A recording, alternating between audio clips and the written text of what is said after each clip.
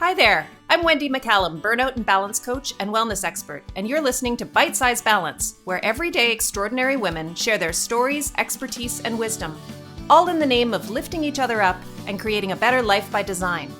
Whether it's wellness, career, relationships, food, mindfulness, hormones, or parenting, we talk about all things women's balance. If your life looks great on paper, but it still feels like something's missing, you're in the right place. Welcome to Bite Size Balance. Hello, everybody. I'm trying something new today. I've decided to start taking questions from listeners, and once a month, I'm going to do this podcast on my own and answer your questions. I'm always open to new questions. If you have something that you would like me to address in a future podcast, you can send me an email at wendy@wendymccallum.com. That's WENDYMCCALLUM. Or you can get in touch with me by message through any of my social media channels. And just let me know what you'd like to know the answer to. Today, I have a question from Shannon, and the question is, every day I make a deal with myself that I will not eat sugar. And every night I cave into my cravings. I have no idea how to change this. I've been trying to do something different now for years. Do you have any suggestions around cravings for me? And I do, Shannon. And I wanted to deal with this question today. Felt like a really great opener question for this feature of the podcast where you can ask me, the coach, a question, because this is such a common problem and something that I hear about all the time. And it's also universally the solution to this is universally applicable in that the suggestions that I'm going to give today are going to be really helpful no matter what the thing is that you struggle with, no matter what the thing is that you want to do less, and no matter what that craving or urge is for. So for example, in Shannon's case, it's around food and sugar in particular, but for other people, it might be in relation to having an alcoholic drink, or they might be craving or feeling an urge to pick up their phone again and get onto social media when they've made a deal with themselves that they're going to stay away from that. And all of the suggestions that I have today are going to be helpful in any of those areas. So felt like a great starter question for me with the in the Ask the Coach segment. This part of this episode of the podcast and any future episodes of this podcast where I'm dealing with listener questions are going to be shorter podcasts. They're probably going to be a maximum of 30 minutes, as opposed to the podcast where I have guests, which usually come in at around an hour. So let me get started answering your question, Shannon. I've got a few strategies for you that I want to cover today. So the first strategy that I want to talk about around cravings is something called surfing the urge. But before we get into that, I want to talk generally about cravings and what they are. And probably you don't know this, Shannon, but I think this is a really empowering thing to know. We know from research and science that cravings only last for a finite amount of time. They do not go on forever. In fact, they only last for, on average, about 20 minutes. So the great news in that is that if we just give it the time to do this, every craving will pass on its own. So I think that that's a really great kind of starting fact to know as we get into talking about strategies around cravings. All cravings will pass on their own if we just let them.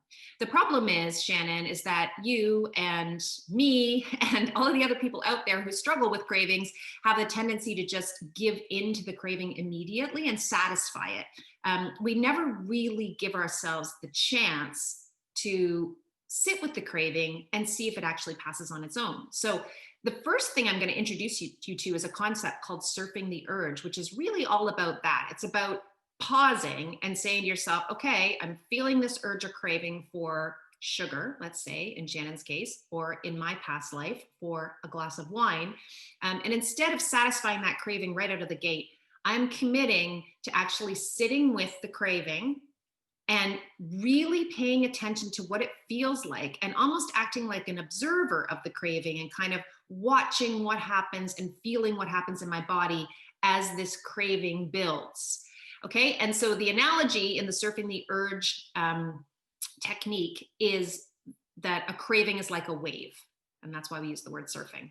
So a craving will build just like a wave does in the ocean. And if you think about a wave in the ocean, you can see them from far off as they start to build. And as they build, they start to gather strength, right? And a craving works in exactly the same way. It starts as kind of usually a mild, uncomfortable, restless feeling, and then eventually grows to the place where you're like, I can't not do this thing. It feels almost intolerable to withstand the craving or the urge. That building is, and then eventually comes up to kind of the peak of the wave, and that's where the craving is the most strong and the most intolerable, it feels like.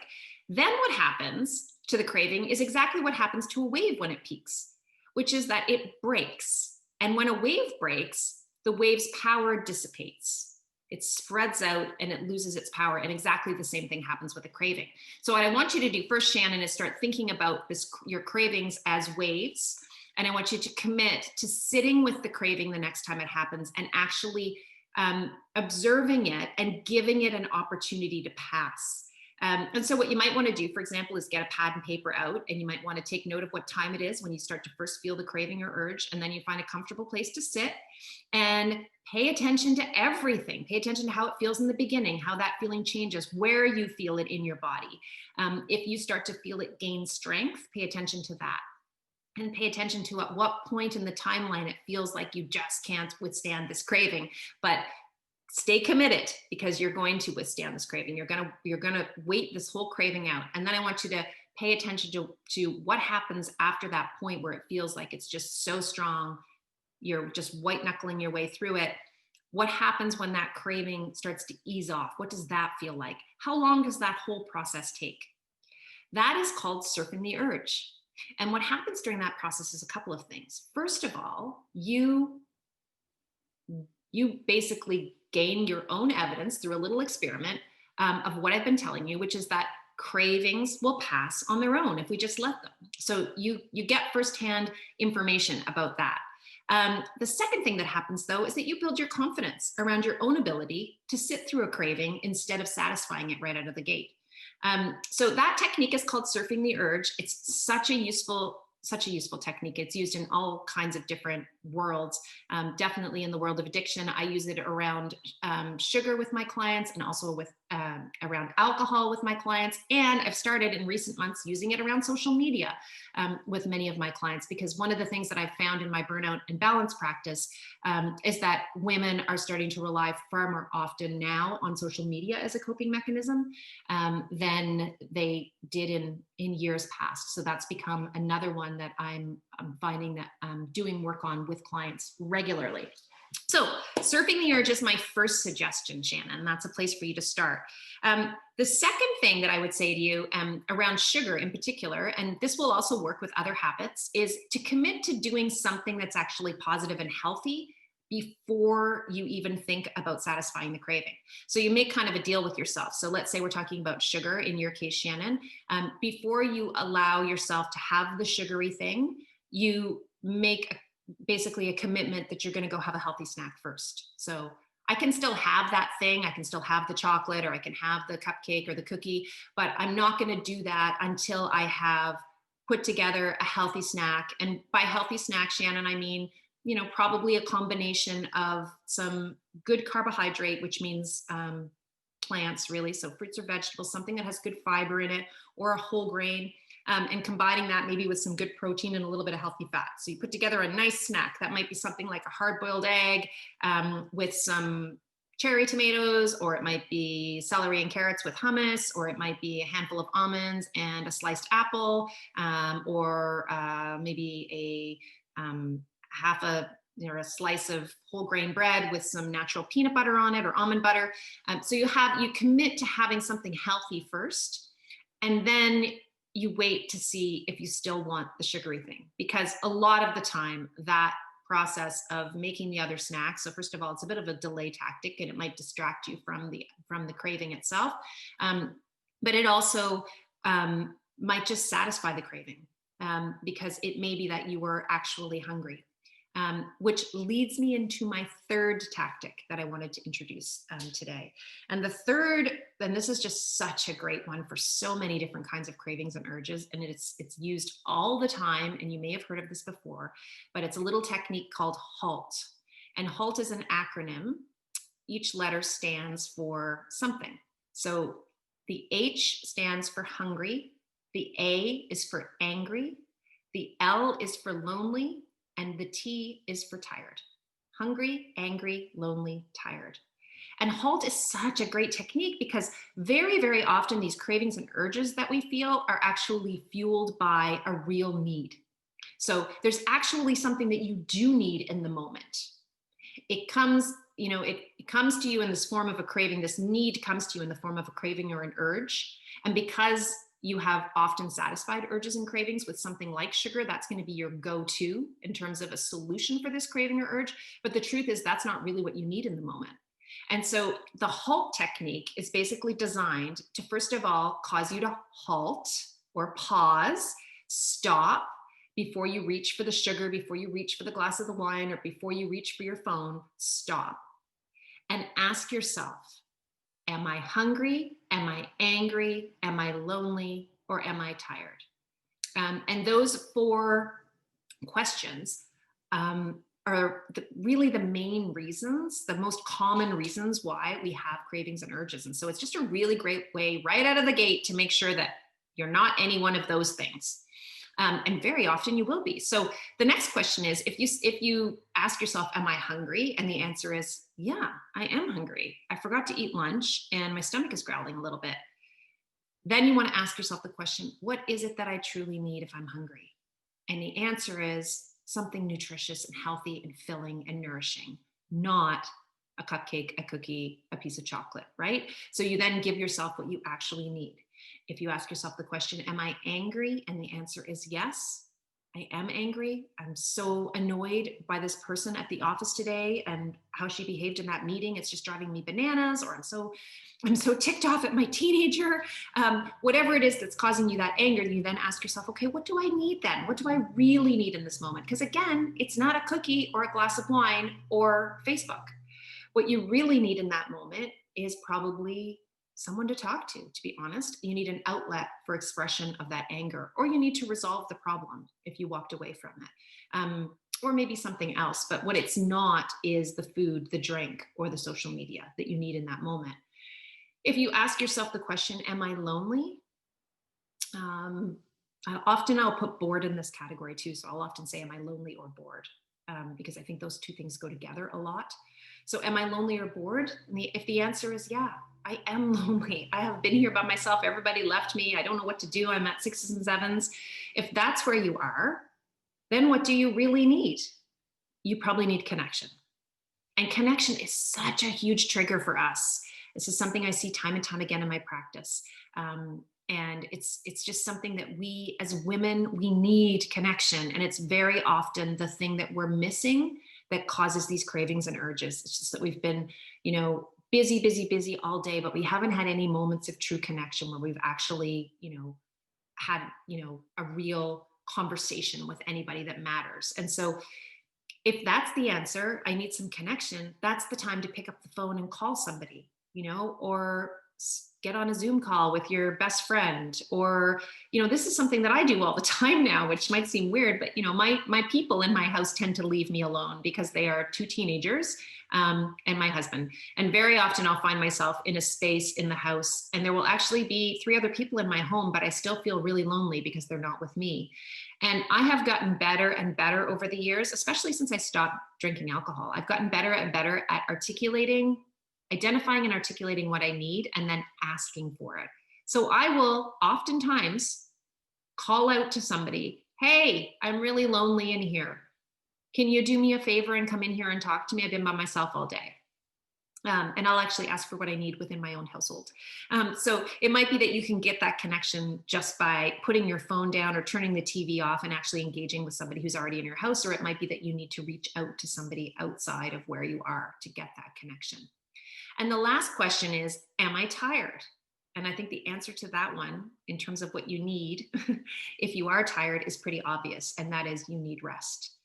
You need to either go to bed or you need to stop doing what you're doing and put your feet up and just take a break. So it's a really simple technique again, this idea of halt. Am I hungry? Am I angry? Am I lonely or bored, or am I tired? But I think you'll find that very often the answer to one of those questions is yes. The problem is we just never stop to ask ourselves that. We don't stop, we don't pause, we don't halt when we have a craving or an urge and say, what is it I actually need right now? And when we do that and we take the time to run through one of these tactics that I've talked about, either surfing the urge or the commitment to doing something else first, excuse me, I talked about in the case of food, how that might be to give yourself a healthy snack, but this works equally well around alcohol, for example. So doing something different first might be, you could have a drink of something else that's non-alcoholic, but you could also just distract yourself. You could say, well, before I have that glass of wine, I'm having this craving right now, I'm just going to go for a walk for 15 minutes, or I'm going to pick up the phone and call my sister, or whatever. I'm going to go, get down on the treadmill for a half an hour before I have the glass of wine. And what you're doing there, it's very similar to the case of the healthy snack, is that you're just distracting yourself. You're taking yourself out of the situation. So that's the first technique, this idea, or the second technique is this idea of like committing to doing something that's more positive or healthy before you eat the food that's not so healthy, or have the glass of wine, or get back on social media. And the third technique is halt, which is probably my favorite one, because it's just so often the solution is found in halt. So Shannon, I would recommend that the next time you feel an urge or a craving, you remind yourself of the fact that cravings and urges will pass on their own if we just give them time. And then you commit to doing an experiment around that craving or urge. Start with surfing the urge. Get a piece of paper out, pay attention to the time, and let yourself actually kind of sit back and almost have an out-of-body experience where you're kind of looking down on yourself and observing what's happening during the course of that craving. Watch the craving, feel the craving as it builds, as it peaks, as it breaks, and as it dissolves on the other side. And then, of course, you can also experiment with the other two techniques. Hopefully the surfing the urge one just does away with that craving or urge for you. It very, very often does, because the urge just passes. Now, if the urge arises again, then maybe you want to try one of the other two techniques, either the halt technique or the what can I do that's healthy or positive first technique.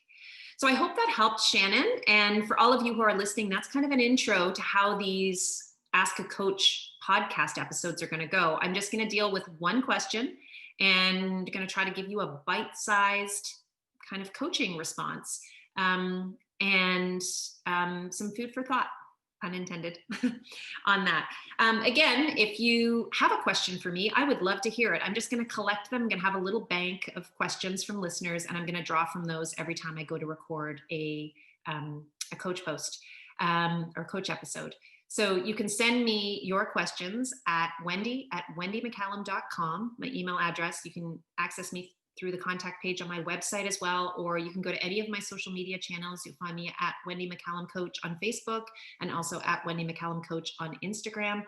Send me a message there and just let me know that you have a question that you would like to ask me on an upcoming episode of Bite Size Balance. Thanks, guys. See you next time. You've been listening to Bite Size Balance with your host, Wendy McCallum. As a burnout and balance coach, I help busy high achievers like you create a more balanced, joyful life. To be sure you don't miss any upcoming Bite Size conversations, subscribe now to this podcast.